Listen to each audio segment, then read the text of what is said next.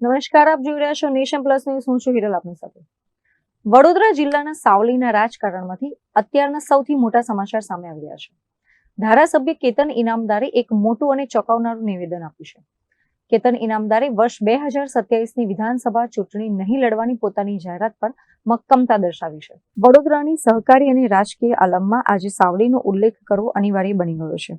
બરોડા ડેરીની ચૂંટણીમાં સાવલી ઝોનના ડિરેક્ટર પદે રામસિંહ બિનહરીફ થતા કાર્યકરોમાં ભારે ઉત્સાહ જોવા મળ્યો હતો. આ વિજયના અભિનંદન આપવા માટે સાવલીમાં એક વિશેષ શુભેચ્છા બેઠકનું આયોજન કરવામાં આવ્યું હતું.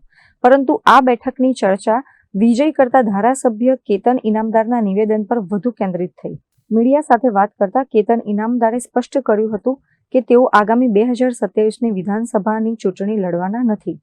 તેમણે જણાવ્યું હતું કે આ કોઈ નવો નિર્ણય નથી, પરંતુ 2022માં યુવા સંમેલન દરમિયાન લીધેલા નિર્ણયની માત્ર પુનઃપુષ્ટિ છે.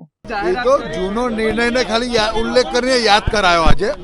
આ નિર્ણય મારો 2022નો હતો. 2022માં કહ્યું હતું કે 2027નું ઇલેક્શન નહીં લડવું.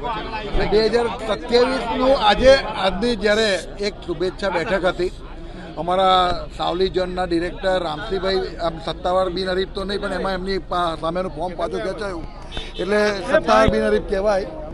અને સુરપાલને અમારા પાર્ટીના ઉમેદવાર તરીકે જ્યારે સૂચના આપવામાં આવી તો એ બેઠકની અંદર મેં ખાલી 22ને યાદ કરાઈ કે 27માં હું ઇલેક્શન નથી લડવાનો.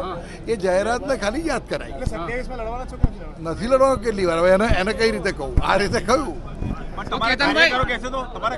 મારી વાત સાંભળો, આ નિર્ણય મારો પોતાનો છે, આજનો નથી, જૂનો નિર્ણય છે.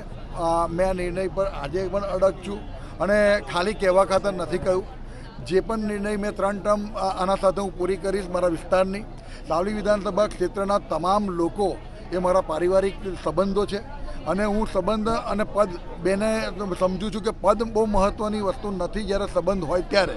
અને આ વિસ્તારના લોકો જોડે જે ગૌરવો મારો છે એ હું જીવીશ ત્યાં સુધી રહેવાનો છે. પણ વિધાનસભાની વાત આજે ખાલી જૂની વાતને ઉલ્લેખ કર્યો હતો કે ભાઈ મેં 2022માં ડિક્લેર કર્યું છે કે 27ની ઉપર ઇલેક્શન નથી લડવું.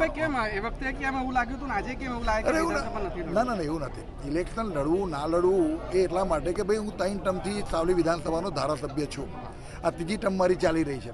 ત્યારે મને એવું લાગ્યું હતું એ વખતે કે ભાઈ 2022ની અંદર જ્યારે ચૂંટણી ચાલતી હતી ત્યારે ઘણા યુવાનોનું સંમેલન યુવા સંમેલન હતું. યુવા સંમેલનની અંદર યુવાનોનો જે ઉત્સાહ ઉમંગને જે વસ્તુ જોઈ એ વખતે મને એવું લાગ્યું કે મારા હયાતીમાં હું પોતે નવા યુવાનોને તક આપું, નવા યુવાનોને ચાન્સ આપું અને આવનારા દિવસોની અંદર કોઈ વિધાનસભાનો ધારાસભ્ય તરીકે પ્રતિનિધિત્વ કરે એના એ હેતુથી એ દિવસ હું બોલ્યો હતો. તો કેતનભાઈ, એવું છે કે કેતનભાઈને હવે વિધાનસભા નથી લડવું, લોકસભા લડવું છે, સાંસદ બનવું છે?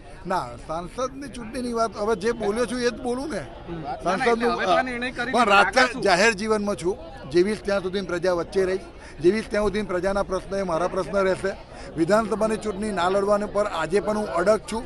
સાવલીમાં ભારતીય જનતા પાર્ટીના તમામ કાર્યકર્તા, સાવલીના તમામ મતદાતાઓ, સાવલી દેસર વિધાનસભા ક્ષેત્રના તમામ માટે અડીખમ હું એમની સાથે છું. આજનો તો ખાલી ઉલ્લેખ એક બેઠકની અંદર એમને એનો જૂના ઉલ્લેખને ખાલી પુનરાવર્તન કર્યું. અત્રે ઉલ્લેખનીય છે કે કેતન ઇનામદારે ફરી એકવાર સાબિત કર્યું છે કે તેઓ અન્ય રાજકારણીઓ કરતા અલગ ચીલો ચિતરવા માંગે છે. 2027માં સાવલીની બેઠક પર ભાજપ કયા નવા ચહેરાને મેદાને ઉતારે છે તે હવે જોવાનું રહ્યું. કેમેરામેન નવનીત પરમાર સાથે Chirag Patel, nation plus news, Vadodara.